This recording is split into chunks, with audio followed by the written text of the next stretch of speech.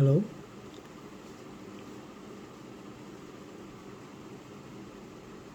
வணக்கம்.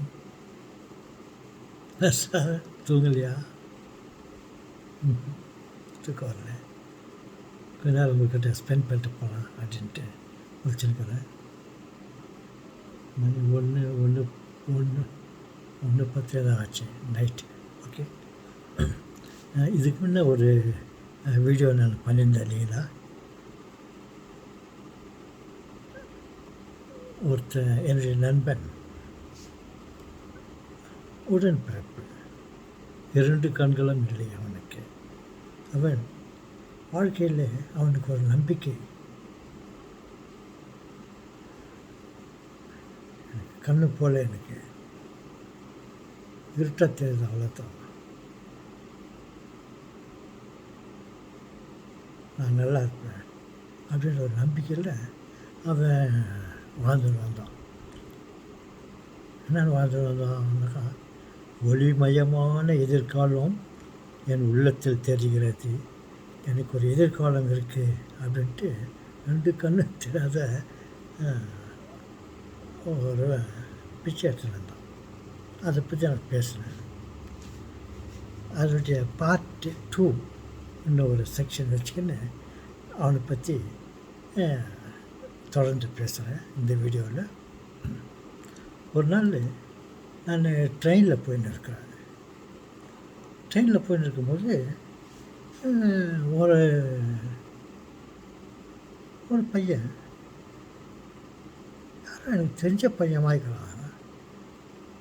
கொஞ்சம் சுத்தமாக ஷர்ட்டெல்லாம் போட்டுன்னு கையில் கூட வச்சுக்கின்னு கலக்க வச்சுன்னு வந்தான். டைம் பாஸ் கடலை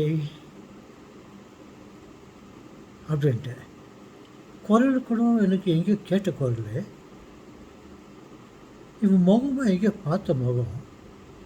நான் உடனே அவனை பார்த்துட்டு, தம்பி நீ யார்ப்பா, உன்னை நான் எங்கேயோ பார்த்துக்கிறேன்னு. பார்த்துட்டீங்க சார்,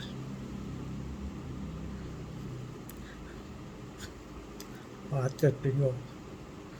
பிச்சை எடுத்துன்னு இருந்தேன், எனக்கு 2 கண்ணு தெரியாது சார், பிச்சை எடுத்துன்னு இருந்தேன். ஆனால் எனக்கு வாழ்க்கையில் ஒரு நம்பிக்கை இருந்துச்சு, நான் சோர்ந்து போகல. அப்படி இருக்கும்போது ஒரு முறை எனக்கு நான் படுத்துன்னு எழுந்து முகலாம் கழுவிக்கின்னு முகலாம் திறந்து கடவுளை பார்த்து அப்படியே வணக்கம் பண்ணிட்டு கடவுளுக்கு பார்த்தா கொஞ்சம் வெளிச்சம் தெரிஞ்சிச்சு.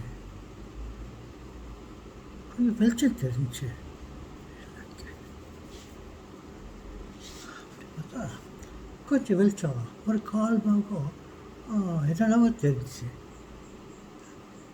ஜனங்கள்லாம் யாரும் பேசுறதுங்களாம் நடக்கிறதெல்லாம் பார்த்தேன்.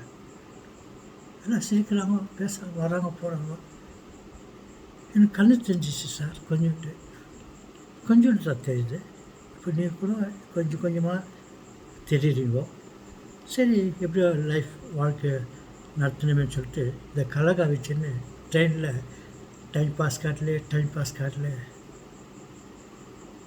நீ விற்றுன்னு இருக்கிற அப்படின்னா